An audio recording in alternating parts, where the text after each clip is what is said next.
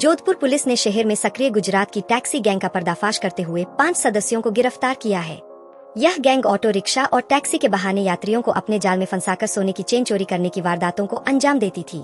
सरदारपुरा थाना इलाके में 25 सितंबर को एक व्यक्ति ने रिपोर्ट दी थी कि वह पाली से जोधपुर आने के बाद एमडीएम अस्पताल चौराहे पर उतरा और नेहरू पार्क की तरफ पैदल जा रहा था। तभी एक टैक्सी में बैठे 3 युवक और एक महिला ने जबरदस्ती उसे छोड़ने की जिद की। पीड़ित रास्ता छोटा होने की वजह से ऑटो में बैठ गया, लेकिन रात को घर पर सोने से पहले उसे एहसास हुआ कि गले से सोने की चेन गायब है, जिसके बाद उसने चोरी की रिपोर्ट दर्ज करवाई। वहीं दूसरी वारदात 27 अक्टूबर को सामने आई, जहां एक महिला तारघर के पास सिटी बस का इंतजार कर रही थी। तभी एक टैक्सी में सवार 2 पुरुष, एक महिला और एक बच्चे ने उसे लिफ्ट दी। थोड़ी दूरी बाद सीट बदलने के बहाने उसने महिला को इधर उधर खिसकाते हुए चोरी को अंजाम दिया और जालोरी गेट के पास उतारकर पैसे लिए बिना यह कहकर चला गया कि वह वापस आएगा, लेकिन नहीं लौटा। शाम को महिला को पता चला कि उसके गले की चेन गायब है। दोनों मामलों में पुलिस ने तुरंत कार्रवाई करते हुए अभय कमांड कंट्रोल के सीसीटीवी फुटेज खंगाले, तकनीकी इनपुट्स के आधार पर टीम बनाई और जोधपुर सहित गुजरात में दबिश देकर 5 आरोपियों को गिरफ्तार कर लिया। पुलिस ने चोरी की गई सोने की चेन बरामद कर ली है और वारदात में इस्तेमाल टैक्सी को भी जब्त कर लिया है। जो ये कार्रवाई हुई है इसके बारे में बताइए सर।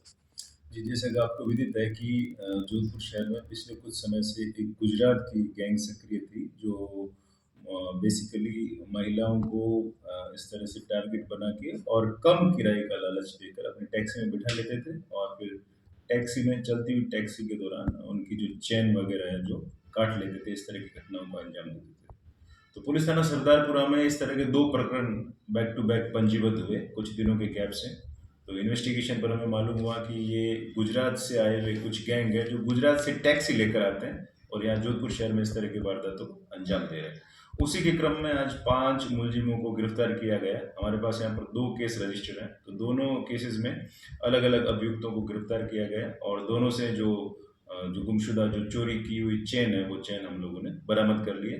अभी अभियुक्त का जो रिमांड पर चल रहा है। सर इनके खिलाफ कोई पहले से केस दर्ज थे? पहले से जैसे कि आपको विदित है कि महामंदिर थाने में इसी गैंग के कुछ सदस्य पहले गिरफ्तार हुए थे, उनसे रिकवरीज भी हुई थी। उसी गैंग के ये सदस्य हैं जो सरदारपुरा थाने की टीम ने अलग से प्रयास करके 3 अभियुक्तों को खेड़ा गुजरात से वहाँ से गिरफ्तार करके लाए हैं।